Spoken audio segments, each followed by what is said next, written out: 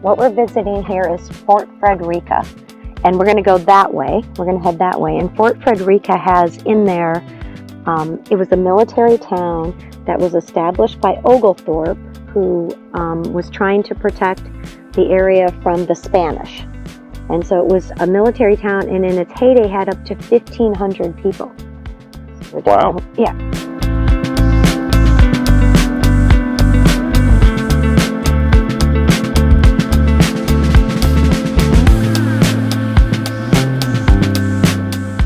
So they had little gardens. They had gardens to grow food, of course. Yeah.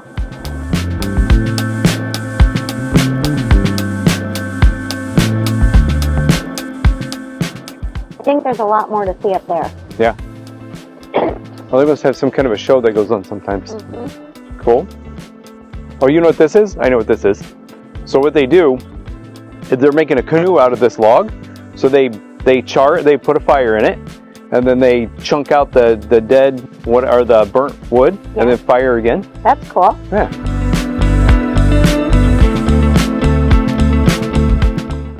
These are probably some really old oaks here, probably 300 or 400 years old. And the Spanish moss is cool. Yeah. Gives it a kind of, I don't know, almost kind of a tranquil kind of feeling. I was going to say eerie, but not really.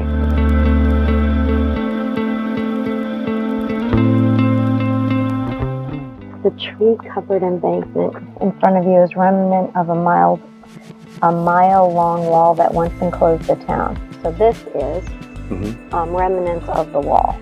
Okay, good. And then this, as we're going to start walking up here, was actually the town gates were here, and this was considered an actual street. This was Broad Street. Oh. Yeah, and there were actually houses here. This is the area where they had 1,500 people lived in, like, within a mile square, because the gates were a mile long. Oh, right. So we're inside now. That was outside. Now we're inside. Yep. This is inside the town. So as we can see on some of these different things here. Oh, see, there's a foundation right there. That was one of the houses. Oh, that's cool. And this was, the lot was John Leveley Jr., a shoemaker. And after 4 years here, he became dissatisfied and moved with his family to Carolina. So just like people do today. So that's a big foundation. That's a big house. Yeah, and you can see this is where they use those oyster walls. So they used the oysters that were left here by 2 of the local Indian tribes. So when it was established in 1736, each freeholder was given a lot 60 feet wide by 90 feet deep for temporary shelter. Settlers built huts covered with palmetto leaves, giving the place the look of a camp, like that thing we saw at the beginning. Oh, right. Right? John Humble, a laborer and boat pilot, was the original owner of this lot.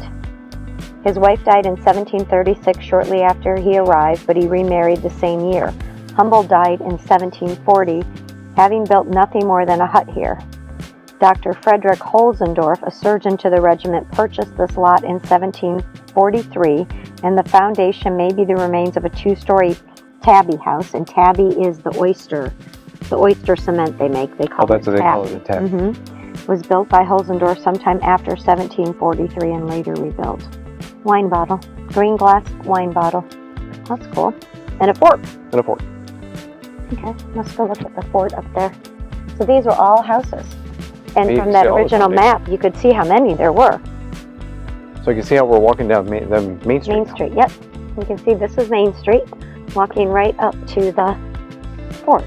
And the fort protected this area from the river, but it was basically a military fort. And they said that it was actually one of the largest and most expensive at the time, because this was 1736. This was a long time ago. Oh, right.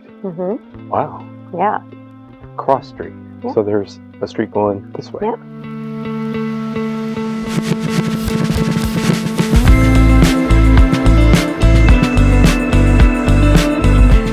It was really beautiful. It is beautiful and quiet. Yeah, it's real quiet. It's a very peaceful island. Yes, it is. Wow, look up at the oak. Oh, that is so Wow. cool. It's wild. Look at, because you can see when I'm next to it how bigger it is than It's huge. right? That's got to be, what, 200-300 years old? Yeah, that's amazing. You got to think it was here when the settlers were here. Yeah, probably. Well, they might have planted They it. might have planted it. It's possible. I wonder if the closer you got to the fort, the more well-to-do you were. I wonder how they decided who. I'm just curious whose lot this is. To see if they're more well-to-do. Yeah, 5 years at Frederica. Samuel Perkins, a coachmaker, arrived at Frederica with the first settlers. He built 2 good houses in town, one of them on this foundation. Outside town, he cleared and fenced 5 acres and built another house and planted oranges, peaches, and other crops. But life at Frederica was not easy for Perkins. General Oglethorpe forbade him to sell iron goods or make his chases. A captain in the regiment prevented him from working in his garden. One of Oglethorpe's boatmen beat him up. And although Perkins was a town police officer, the soldiers were ordered to ignore him. Perkins left town for Charleston, South Carolina in 1741.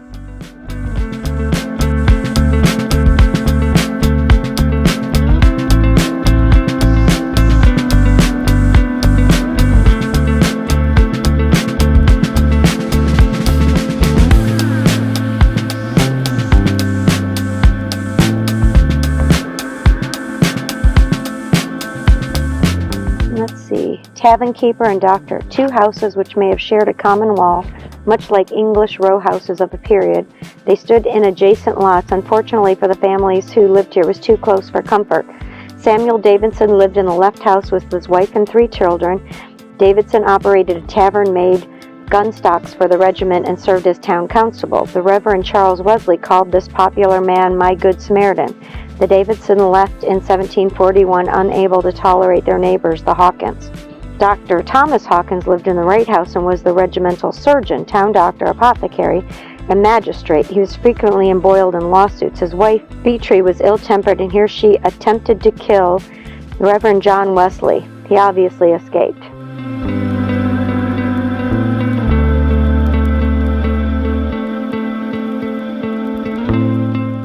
Okay, so here we are at the fort. The fort. What do we have here? Broken barrel spigot, a musket ball. Look at those musket balls. It's like they rubbed them together. Made into a fishing sinker.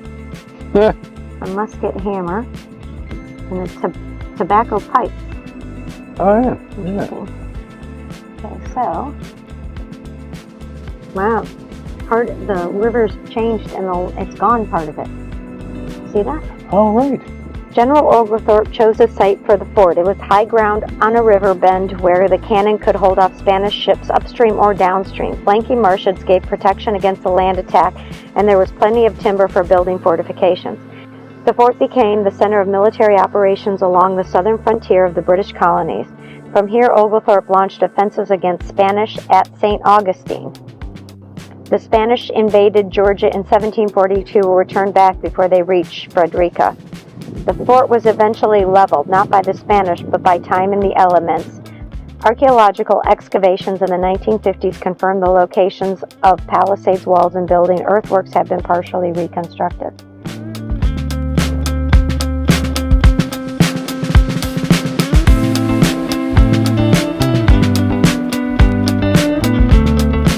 Anyway, so I can see why this was a good position to set up a fort, because you could stop the ships coming in from the south or stop the ships coming in from the north.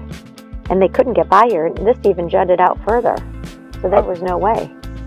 If you think about it, too, you think about how small the ships were back then, too, because they were coming down. This is not a really big river. Because remember when we were in St. Augustine's, the fort was made of the same stuff. The same stuff. It's our big fort that still stands today. And remember how accurate they were telling us the cannons were? They were crazy how accurate. Those things were going for a mile and hitting things, they said. I'm surprised at. I didn't know you could be that accurate with a Especially when it's just lobbing a giant ball across through the air. Practice makes perfect. Yeah. Cool. A cool fort.